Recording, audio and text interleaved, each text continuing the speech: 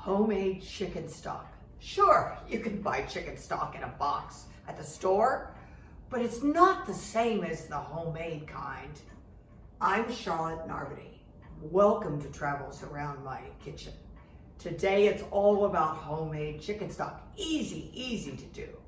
A little time consuming, but you can do it in steps. You can do other things while you're making your chicken stock, whether it's a Zoom meeting or whatever.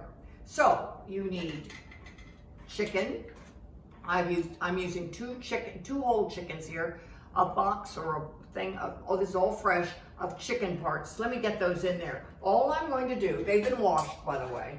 All I'm doing is putting the fresh chickens in the bottom of my pot. They fit in nicely. And then I'm going to add my chicken parts, just for added flavor. Bones add a lot of flavor. And then I'm going to add my vegetables. Simple. Carrots, celery, fit them in down there. A clove of garlic. I'm just gonna cut this in half. I think the flavor's released more like that. Half an onion, or a whole onion cut in half. Fit that in. Bay leaf, peppercorns, fresh parsley, always fresh parsley. I prefer the Italian variety. Some freshly dried thyme. Oh, Lord, nothing better. And then we'll add some salt. And I notice I'm not too much. I'm just kind of getting it started with salt. And that's it. So let's add the water. It'll be water to cover. Need about 8 quarts of water.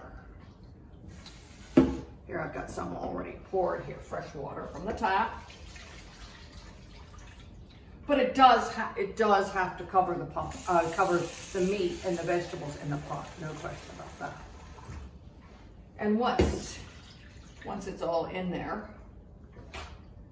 then you put it on. And by the way, it's cold water. Put it on the stove over a medium-high heat, because you've got to heat the water, but you always start with cold water. Put it on the stove over a moderately hot fire, and let it start to simmer. After you've done it for maybe 20 minutes or so, you'll notice that a residue comes up from the cooking vegetables and chicken. It's unattractive and unappealing, and it certainly doesn't taste good. So you put your sieve or strainer in there, and you start to skim it off the top. Your soup has to be clear at the end. So just get that residue off in the beginning, because it will discolor the stock. That's it. You're basically done it. When the stock, after about an hour, once it's hot, then it's time. There's no point in cooking it beyond that. And you take the vegetables and the chicken pieces and the chicken parts out. Frankly, I don't care for the chicken that's left, that's been cooked in it, because it's mushy. You know, give it to the cat.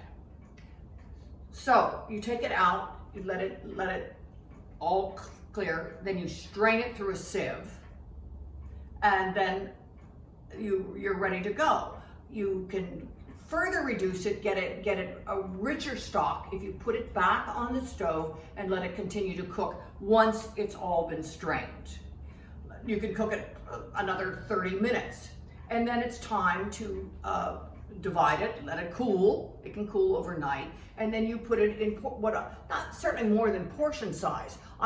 Most recipes call for either 2 cups or 1 quart. So those are the sizes of my containers usually. This is 2 cups. You'll need this most often.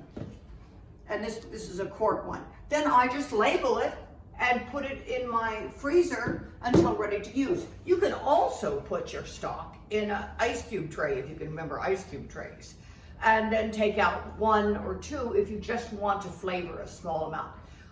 I know you're going to enjoy making your own chicken stock. It's a reward. Charlotte Narbony here. Thank you for joining me on another edition of Travels Around My Kitchen.